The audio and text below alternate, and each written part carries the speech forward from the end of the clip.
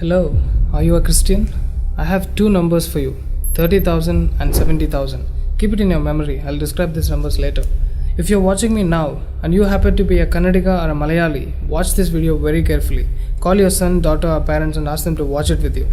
Actually, it doesn't matter if you're a Hindu, Christian or a Muslim, the video is for all of you. On 10th November, few people, including Congress, came out to celebrate Tippu Jayanthi again. And as usual, bashed BJP for discontinuing Tippu Jayanthi. The question is not about supporting right or left. The question is whether Tippu was right or wrong. According to a British officer, James Curry, who was held captive along with Mangalorean Catholics, 30,000 of them were forcibly converted to Islam. The young women and girls were forcibly made wives of the Muslims living there. The young men who opposed this brutality of Tippu were disfigured by cutting their noses, upper lips and ears. When we turn to the Malabar, the record is equally, if not horrifying. Here is an excerpt from the Portuguese man Bartholomew, who saw everything. Tippu had men and women hanged in Calicut. Mothers were hanged with their children tied to their necks. That barbarian Tippu Sultan tied the naked Christians and Hindus to the legs of elephants and made the elephants move around till the bodies of Kafirs were torn to pieces. Tippu imprisoned and forcibly converted more than 1,00,000 Hindus and over 70,000 Christians in Malabar region. So Christians, this was the second number for you. They were forcibly circumcised and made to eat beef. But now you will see Hindus from Kerala justifying it as their culture. You Hindus should be ashamed of yourself. You know why Tippu did that? Because he was an Islamic fanatic. According to him, whoever doesn't believe in Islam is an infidel or a kafir. So Christians and Hindus were kafirs for him. And according to Islam, whoever is a kafir should be killed, exclusively in a torturous way, whichever horrible way their hatred finds expression. All the Tippu Sultan fans out there who are burning with anger on me because I'm saying this, here is the letter from Zaman Shah to the Afghanistani ruler in 1790s. He asked him to come to Bharat, invade the country and kill the Kafirs. Dear Tippu fans, now just shut up, okay? I'm not making this up. I'm erasing the crap that you idiots had made up, like Tippu helped Hindus, restored temples, etc. Tippu Jayanthi. Bullshit. All his letters were written in Farsi language. I'm showing you the translated version. Do you know that before Tippu, official administrative records were written in Kannada and then translated to Marathi? But he enforced Farsi as an administrative language of Mysore state.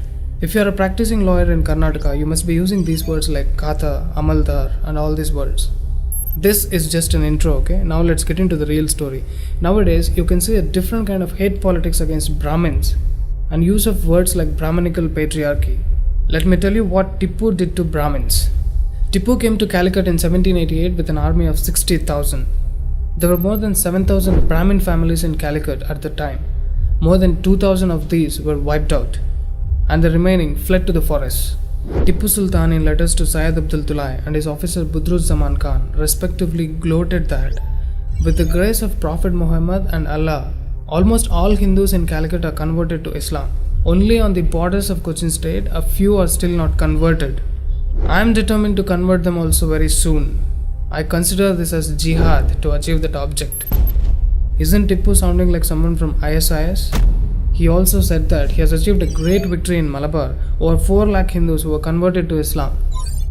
Francois Ripard was a French sailor who was helping Tippu to defeat Britishers. It was stated in his diary in Jan 14, 1799 that Ripard was disturbed by the view from his fort, where Brahmins were chopped daily and their followers were made to see it. You're right when you say women in India aren't safe. Let me tell you some history behind it. There were Mandhyam Iyengars who lived between Mandya and Srirangapatnam area, mainly in Melkote. On Diwali, when all the Mandhyam Iyengars were immersed in celebrations, Tippu's men entered Melkote and massacred at least 800 people, including women and children. Thus, Naraka Chaturdasi became a black day in the history of Mandhyam Iyengars, belonging to Bharadwaja Gotra. After the genocide of these Brahmins of Karnataka, their descendants till date haven't celebrated a single Diwali festival. But according to The Wire, Tippu is a warrior and a dreamer. Also, according to Benjamin Lewis Rice, Tippu was a Muslim fanatic, and by the time Tippu died, there were only 2 Hindu temples left standing within the Srirangapatnam fortress. If Kerala was where Tippu Sultan showed his cruelty, Karnataka was where he showed his brutality and murderous self. So now you know that it wasn't only the lower caste Hindus who were brutalized by jihadists like Tippu. he also killed thousands of Brahmins and converted lakhs of them to Islam. Everyone who is not a Muslim is equally a kafir to them. Where do you think Muslims who come out on roads to burn down cities like in Gujarat, Delhi and Bangalore learned that skill from? In 1788, Tippu marched into Coorg and burnt down entire towns and villages. Mir Hussain Kirmani, who was Tippu's courtier cum biographer, described how they burnt down villages in Kushalpura, Talakaveri, Madikeri and other places. In a letter to the Nawab of Kurnool, Ranmast Khan, he described how he took 40,000 Coorgis as prisoners and forcibly converted them to Islam and incorporated them with Ahmadi corps. To Islamize Coorg, he transported about 7,000 Muslim families belonging to the Sheikh and Shahid sects to Coorg from elsewhere. Tippu will technically qualify the word devil. He was so cruel and maniacal that he ordered even the dead among the Coorgs were to be made Muslims. His brutality on Coorg went on from 1785 to 1790. During this period, Tippu destroyed more than 600 temples across Coorg. Because of Tippu's jihad, hundreds of temple priests fled to Mangalore along with their families. Worship came to a permanent halt in several temples. Some temples were covered with leaves in order to conceal their presence. The Malatiriki Bhagavati temple at Virajpet is an example of this. Equally, the renowned Omkareshwara temple in Madikeri was about to meet the same fate. The ruler at Madikeri panicked at the approach of Tippu, removed its tower and replaced it with a dome so that it looked like a mosque from afar. The temple continues to retain the same appearance till date. In his reign of Napoglu near Madikeri, Tippu destroyed the temples in the surrounding villages of Betu and Kolakeri. Remnants of Tippu Sultan's raid of Coorg survive even today. The forcibly converted Coorgis are today known as Kodava Mapilas, Coorg Muslims, whose last family names are still Hindu. They usually have these surnames.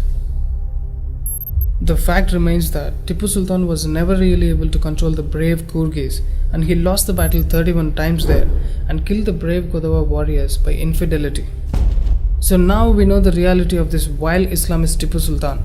Shameless Congress and left brainwashes youth with beautiful lies about such a person merely for appeasement purpose. In almost every year, Congress imposed Section 144 to celebrate Tippu Jayanthi. Why do they have to impose such a law if the whole Karnataka wants to celebrate? The reality is, no one wants to celebrate even the existence of this jihadi. Also, it is now clear that all the Muslims living in that area were in fact forcefully converted by Tippu, and they were previously mostly Hindus. He wasn't a freedom fighter as the left says. He fought not only against the Britishers, but also against the Nizam, Zamorins of Kerala, also against Marathas. How is a freedom fighter then? He named Mysore to Nazarbad, Calicut to Islamabad, Sakleshpur to Manjarabad. He did all of that for religious and political reasons and to increase his own kingdom and not for the nation. Or else why would he kill lakhs of people for it in the name of jihad?